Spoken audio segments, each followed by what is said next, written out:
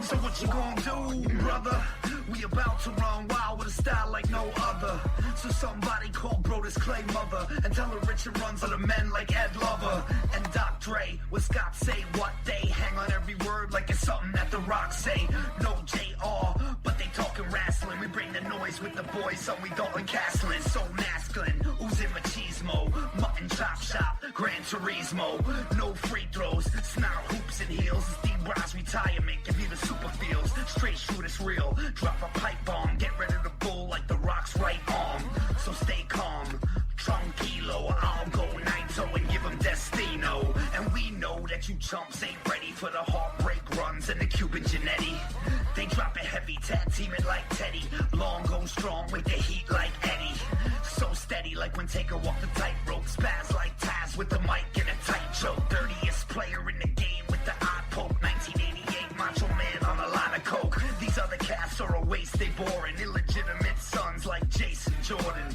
And Richard Runz never give him respect unless they going on air with a broken frickin' neck. So bounce like Papa Pump's pecs. Every time they get down, they bound to catch wreck. Y'all don't know nada. They the Okadas, you're the Washington Generals, they the Globetrotters. A whole lot of podcasts in the scene, but Richard Runz running wild is the cast of your dreams. So it seems these two is too sweet. Bullet Club pulling up with schemes to delete.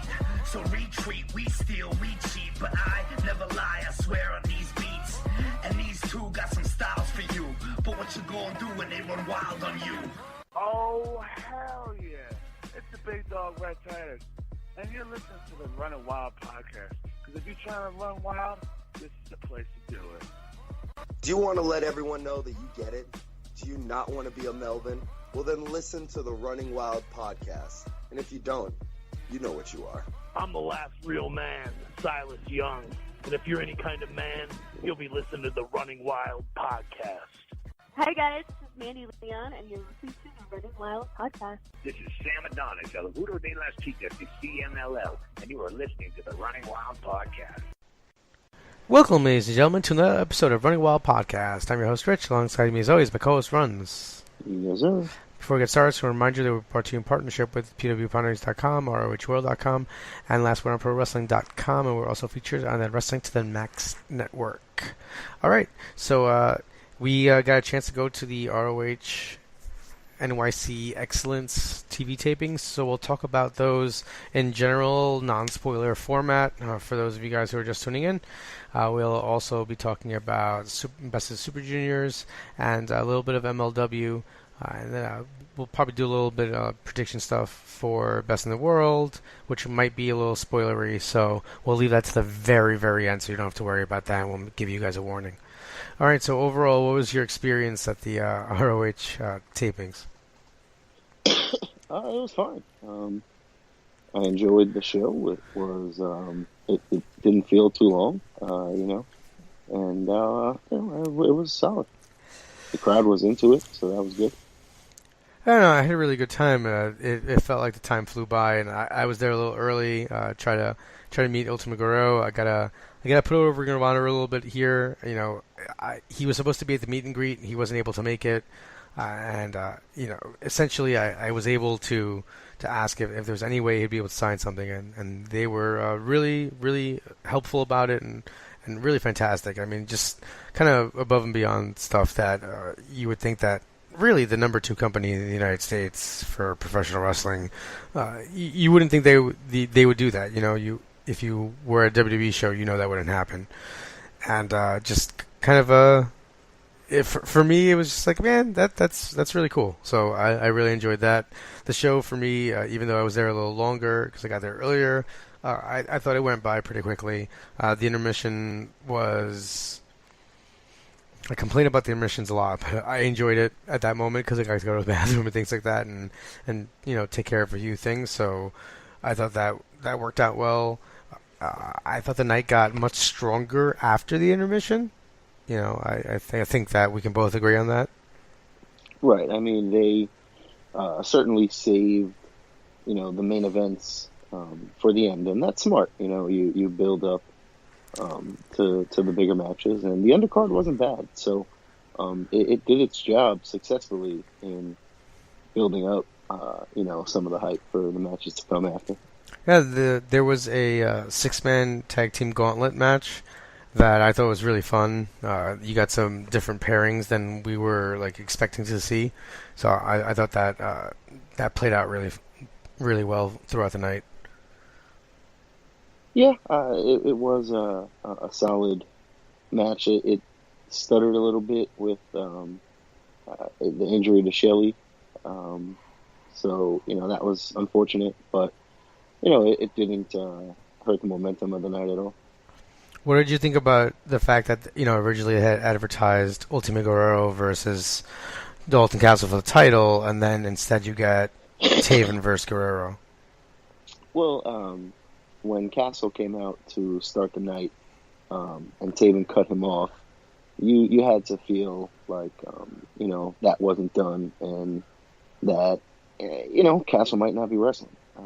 We know about his injuries and the fact that they're trying to rest him as much as possible for the big matches that they need him for.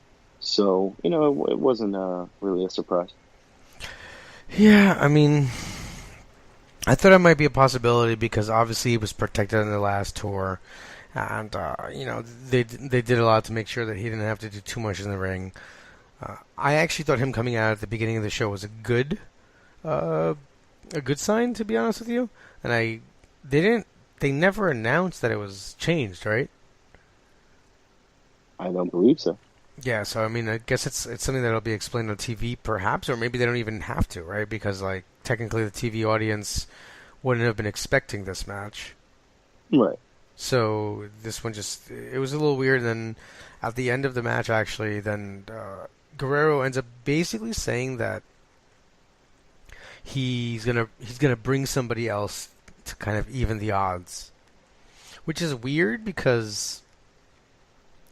Well, there are three CMLL guys. It's going to be Stuka Jr., I believe, Atlantis, and Guerrero Mayo Jr. are going to be at the shows in 2 weeks, and they're challenging for the titles. So he said, "I'm going to come back with some help to get those titles off you." And then it's weird because it's actually not him and two other guys, but three completely different guys who are going to be challenging the Kingdom for the titles. So I don't know if they're going to write it in that way, or if at some point Guerrero is actually going to come back with two other guys.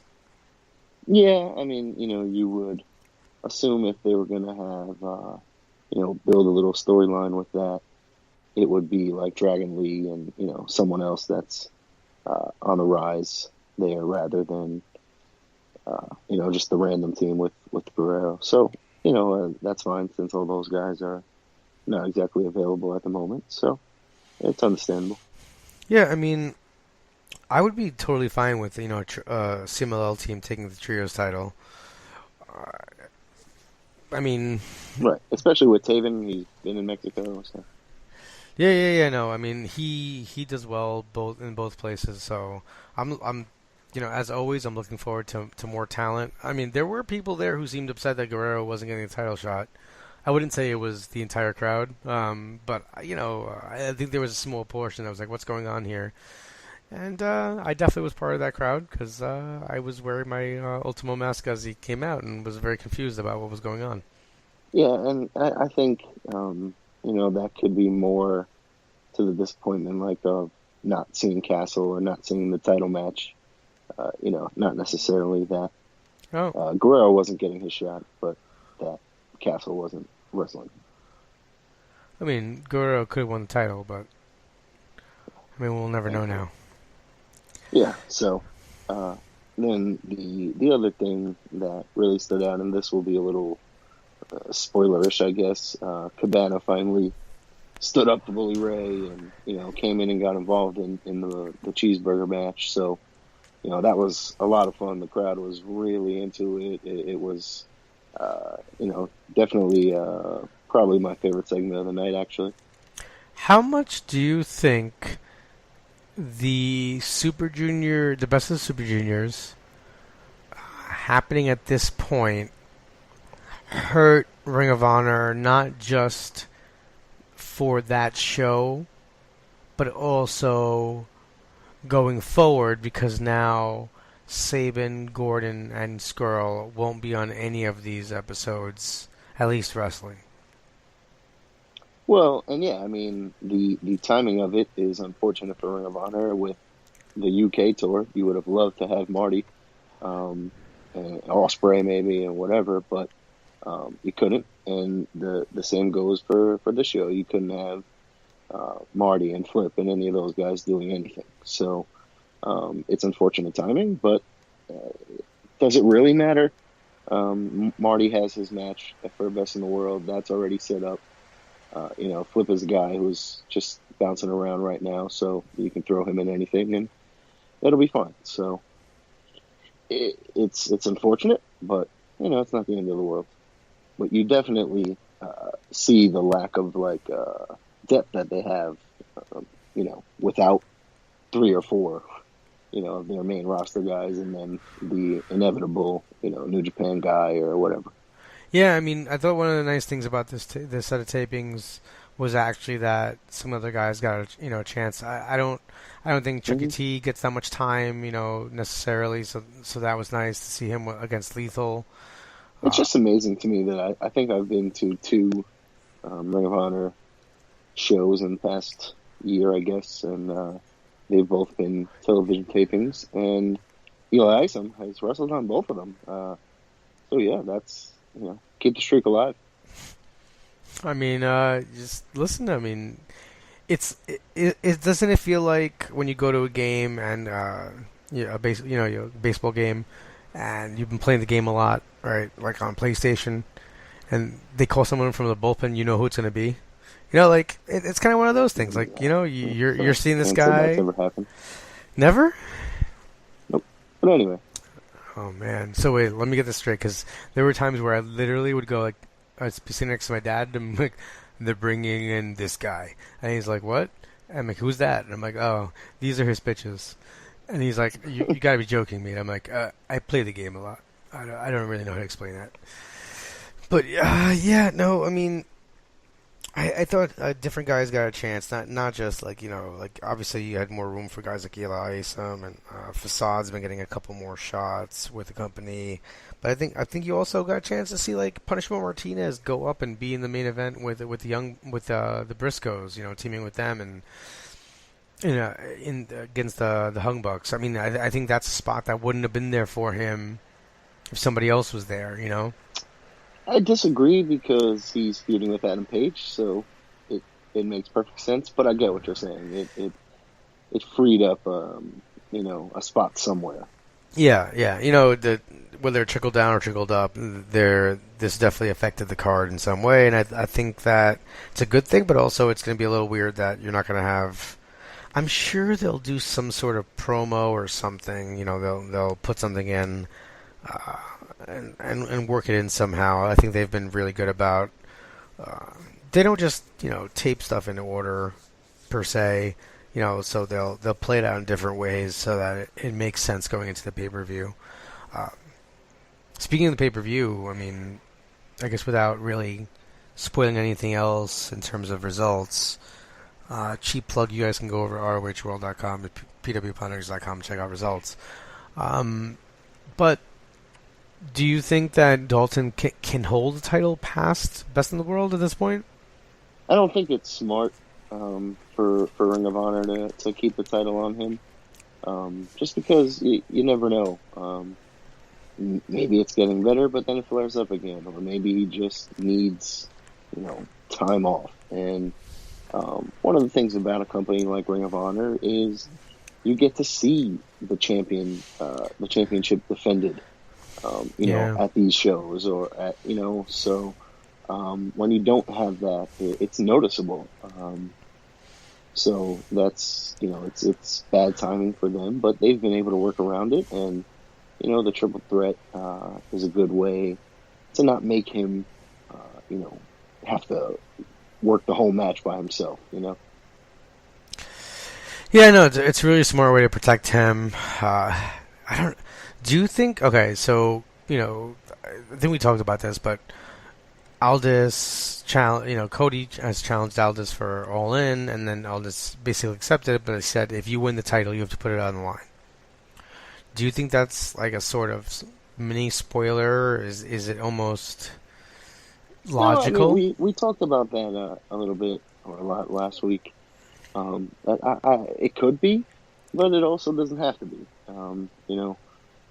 Marty and Dalton has kind of been building, and Cody's been thrown into their storyline a little bit. So, it wouldn't surprise me to see any of these three guys win, and it wouldn't really hurt me to see any of them win.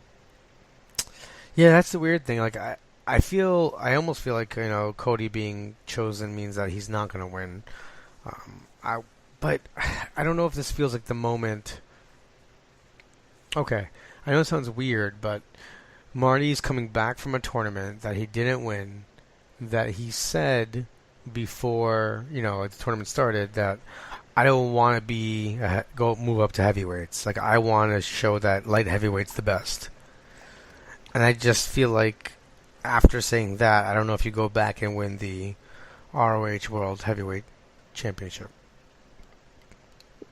Yeah, I mean, people say things all the time. I don't know that, that really means anything significant. I mean, Hulk Hogan did say the New Japan title was like the biggest title, the most important title in the world at one point. Right. So, people say things in the moment to build the hype to their current situation, and then, you adjust as it goes on. All right. Any other thoughts about the best in the world so far? We're driving down there. School's over. Okay, I guess we'll leave that to be updated. It's a 9 p.m. start time, so I'm sure that you wouldn't mind. We'll have plenty of time to drive down there during rush hour, and then we can leave like Baltimore at 1 in the morning, and get home at like 6 a.m. Yeah, sweet. All right, so that's a plan, guys. We're gonna have a road trip podcast down. We're gonna have and then a road trip podcast on the way up. So we're probably gonna have like 10 hours of content.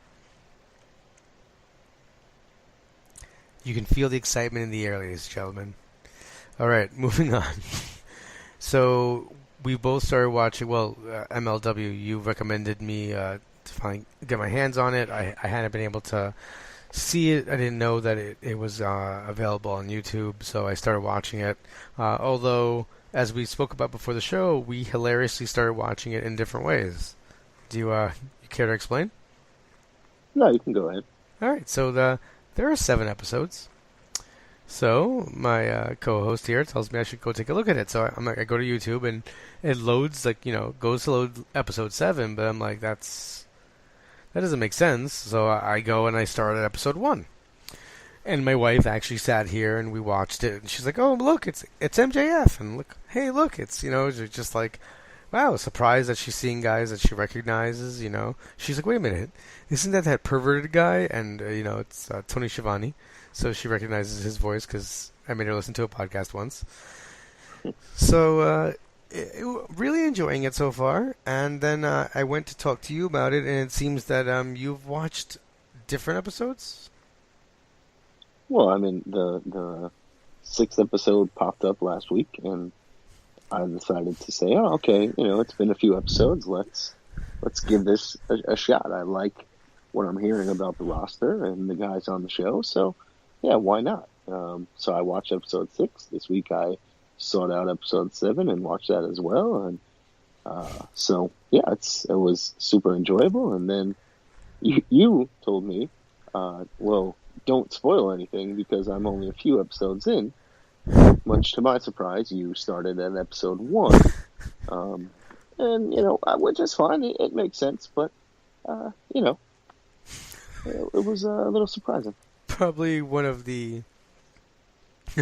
I didn't necessarily look at it as like a Lucha Underground, where you had to watch the storylines and this and that. But I am seeing over the last 2 weeks that, yeah, you probably do need to know some of these things. So I watched it last week because it was Strickland and Pentagon, and this week was Swagger. And so they've got me. So I definitely will go back to the beginning and watch those.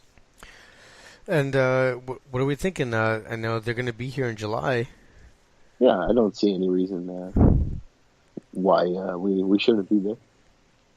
Yeah, I mean, it's looking like, yeah, it's really fun. I mean, I wouldn't even say just hearing Shivani's voice because, Right. you know, like you hear, look, all respect, right? I love the guy, obviously, JR, but it doesn't sound, it doesn't work anymore. He's not at that level.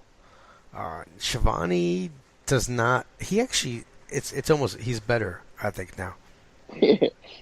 I think because you know him better, it's better because you just know the person he is behind the scenes, so to speak.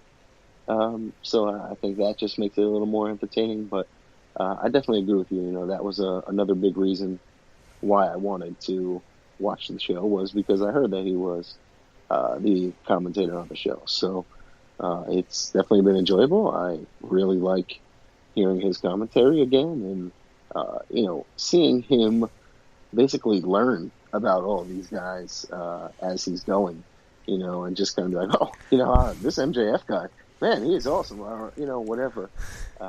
It's a lot of fun. Yeah, you could tell that he's putting in the time to learn about the guys, because he'll come up with like random little tidbits, and it's weird because I guess when I was younger, before, even after I knew that it was kayfabe, like there was still part of me that thought that these guys just, like, you know, I don't know, like just the guys came over and talked to them and told them shit, you know, like that's what I believed, and now I obviously know that it's more research based, so it's almost like I appreciate Shivani more now for doing that research into guys that he clearly didn't know anything about a year ago.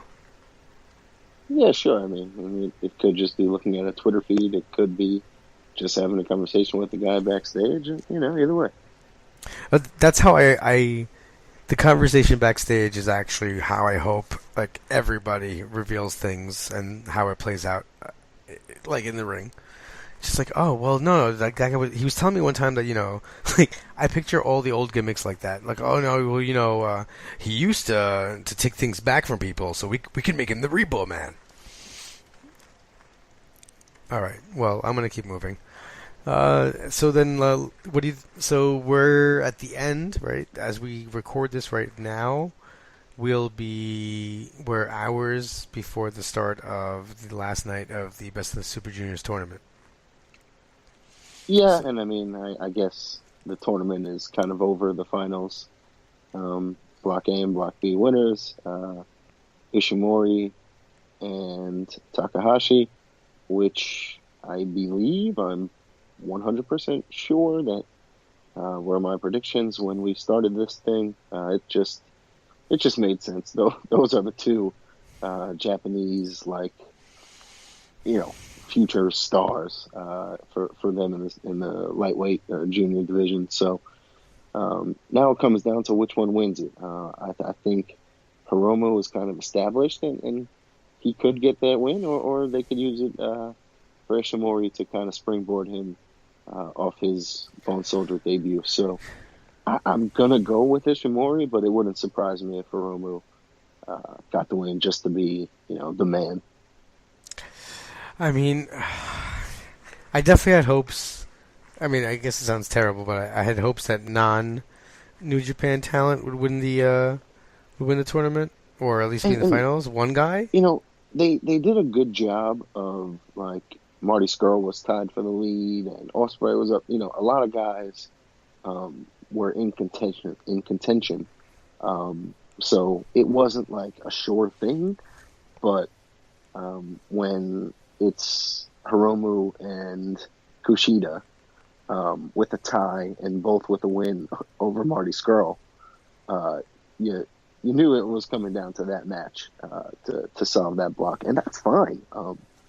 You know, that's how tournaments work, and I'm glad that even though they have a set schedule of these matches, like from before the tournament starts, they still do a good job of making you believe that it could go other ways, or putting these guys in spots where they need a win or stuff like that.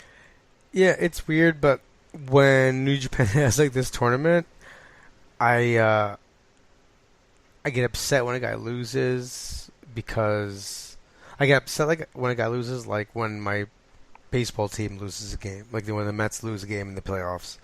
Right, because they matter. Yeah, like that's how it's weird. I don't know why, because I don't feel that way about most tournament, especially something like this. I've never really gotten into it like that, but this format, something about it makes me really. I think it's the length of time that it's given. That for this is 13 shows. I think this is the 14th is the final. Yeah. So it's been 14 shows, 2 months, I believe, of just the juniors. I can't imagine any other company being able to pull something like this off with, just the cruiserweights for 2 months on Raw and SmackDown. No way. Yeah, it wouldn't happen. It's awesome. The way that they're able to do things. And then that goes for the G1 or anything that they have. The point system, the time that it's given, the main events, the matchups that it produces, and the way that it's, a champion can lose in the tournament, and it just sets up things for down the line. Just the way that they book them are always just so smart, and the matches mean something. The crowds are always into them. It's exciting. I completely agree. And, we'll talk about 2 more things that I don't think you were expecting. But one, listen, I guess Lucha Underground's contracts have obviously, they seem a bit more fluid, or I don't know what's going on. But right now, we talked about LA Park returning to CMLL, and I know that wasn't that crazy for you. But I think you have to admit that Rey Fenix being announced for CMLL this coming Friday, and the fact that he said, more, I'm not coming alone, essentially. I mean, that's pretty exciting, or at least big news for these guys to get that kind of exposure. That kind of exposure? That was a real thing? I mean, no, CMLL is a big deal down there. It's... They wrestled in AAA. What are you talking about? They're already stars in Mexico. Like, that's why they're able to be huge stars in America. They're everywhere, literally. I think that having them in CMLL is almost like, I mean, for me, the relationship's almost like WCW versus WWE, right? So basically, it's cool. Right? It's cool for you because this is 2 big name stars coming into the company, but like you can watch them at MLW and PWG and TNA and AIW and AAW. Like, you know what I mean?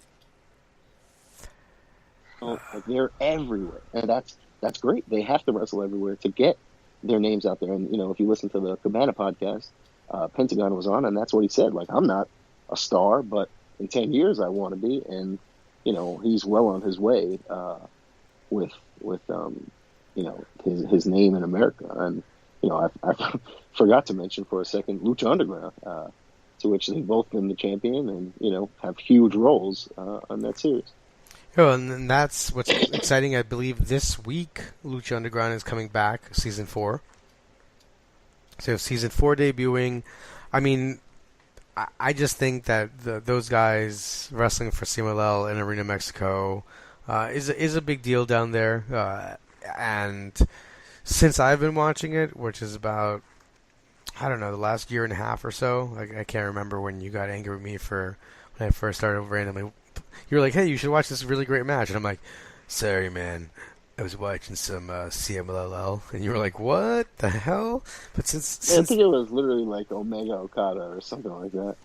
Yeah, probably. Since then, I've been... It's weird because nothing really groundbreaking like this happens. And I said this last week because La Parka was like incredible. That was nuts. And then they announced that Rey Fenix is coming down, and I mean, I don't even know how to put this to you. Like, I'm trying to think, like, Who's your favorite guy in I WWE? Imagine if you find out that Ring of Honor or like New Japan just signed them. Here's a way.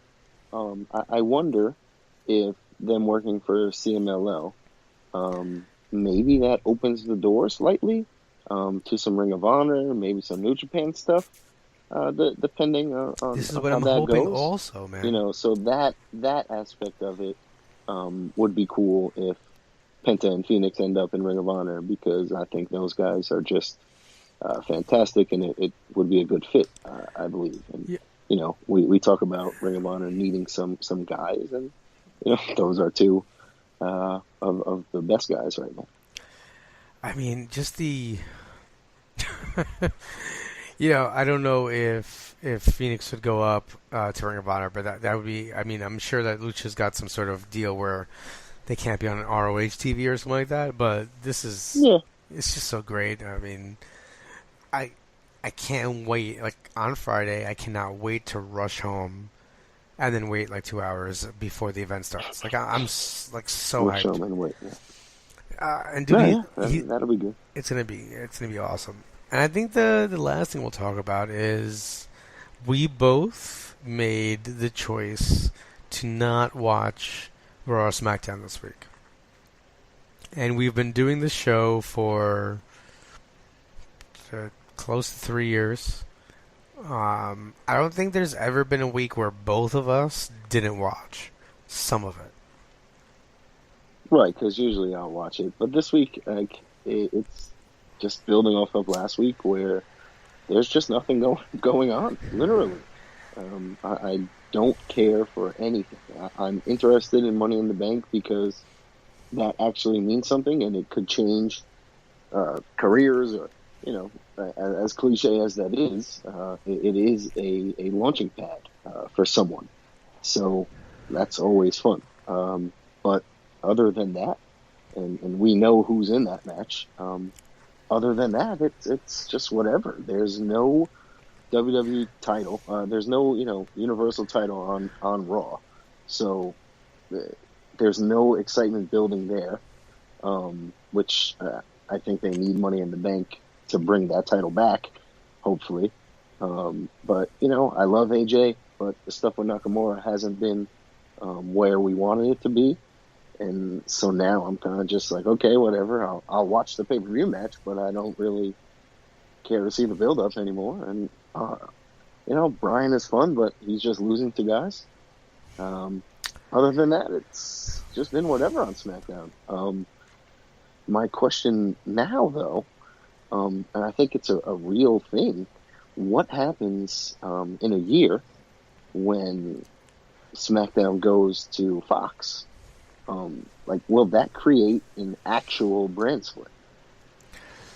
Oh, man, I mean, I think what will also determine it is what night it's going to happen. Has that been announced? I think it's Fridays. See, to me, it's going to be live on Friday. It's going to, okay, so if it has to be live and it's Fridays, they're going to do a brand split. Like it'll just be logistically easier. What do you mean they're going to do it? Like, it has to actually be a brand split. Like, they can't, like, if you're either Fox or USA, do you want John Cena on both of your shows? No, right? Like, you want John Cena for yourself. Yo, time out. How amazing would it be if WWE somehow signed a contract with both sides and was like, no, John Cena's a free agent.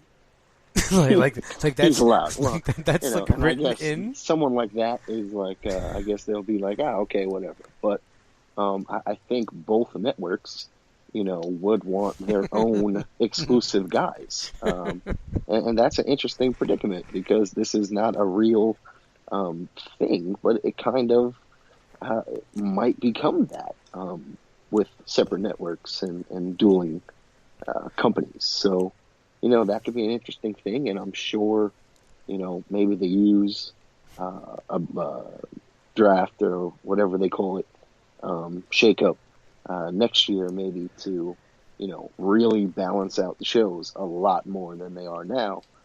But I really don't know. It'll be interesting. You know, all right, so I think part of what happened this week with both of us, I would assume a little bit is just the fatigue. Also, I think what's a little interesting is we covered a lot of Ring of Honor last week, so I think that adds into it. But isn't it weird that it feels like they cut back on a pay-per-view, and because of that we didn't watch as much this time. Like, this is the longest time between pay-per-views, and we're like, oh, you know what? We're not gonna watch. Like, I feel like Vince might go, God damn it, I told you, give them a pay-per-view every 3.5 weeks, and they're watching. Guess, like, I'd be watching the SmackDown before and after, maybe the pay-per-views or stuff like that. So I guess, but I don't know. And the other thing I want, so when they have a pay-per-view weekend, a lot of times you can end up watching 4 to 5 hours on Sunday, 3 hours on Monday. By the way, not as my wife will constantly remind me, it's not 3 hours because somehow it has to be like 3 hours and 15 minutes every week. Like there's a built-in ridiculous overrun. But then SmackDown 2 hours, and then you 205 Live if you watch that afterwards on Tuesdays, and then an hour of NXT on Wednesday. Would it be better for you if SmackDown was Friday? And then does SmackDown Friday before pay-per-view matter as much or more? Yeah, I don't think that changes anything, what day of the week it falls on. But Friday may give you a nice break in between to refresh you a little bit. But that comes back to my original point that it's going to have to be more balanced. SmackDown is going to need more stars in order to make me want to watch it on Friday nights. And, that's a challenge. Random question. If it's Fridays, what happens to the Hall of Fame ceremony? Like, what happens that night? Is like the dog show on Fox like that night? I don't know. Maybe they have the Hall of Fame on Thursday or Saturday afternoon or something. I don't know. Maybe they have the Hall of Fame on Tuesday. Like everyone who's on SmackDown gets pissed off because that means they don't get to go to the Hall of Fame anymore. Well, that wouldn't happen. That would be dope. Nobody's like booking the show. Triple H and them just aren't there. Like, I'm trying to think. Like on Fridays, all right. So there's a small time period where I worked Fridays, and I was in like a house setting, so I could put SmackDown on at 8 o'clock and watch it. Once I stopped working there, I stopped watching SmackDown. One, because it was taped, and two, like I wasn't in a setting where I could, I might want to go out or something like that. Do you think that this is going to change? Like, I mean, Tuesday nights, what are you missing if you're watching SmackDown other than, CMLL Nuevos Valores?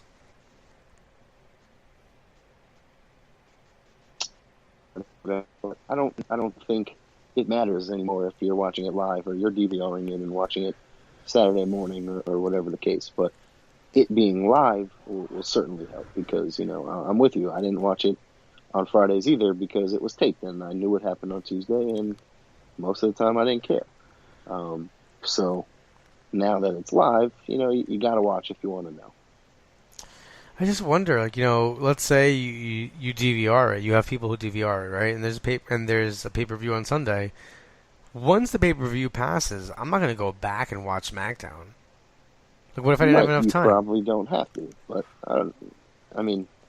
if you don't have an hour to fast forward through SmackDown, then I don't know that you even need to be DVRing it if you want to watch it. Oh, shots fired! I feel like that's directly. Well, I'm just saying. You said if I don't have time, like if you can't find, I don't know, an hour to scroll through it, or 10 minutes to read the results or something, then you didn't really care. I don't have the time, man. I don't have the time. It's too difficult. Right, and some weeks you may not, but then it just is what it is. Then you just watch the pay-per-view and learn what happened anyway.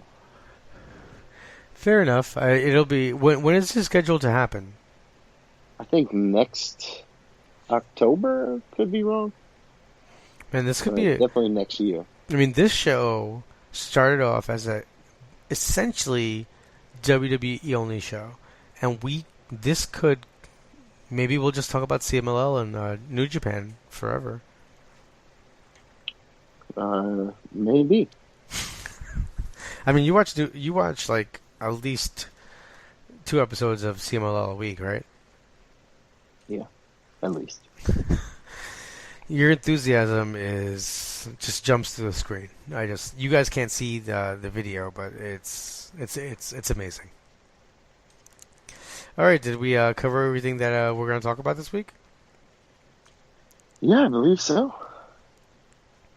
All right, so then I just want to remind you guys can follow us on Twitter at RunningWildLWOS. You guys can send us an email at runningwildpodcast@gmail.com.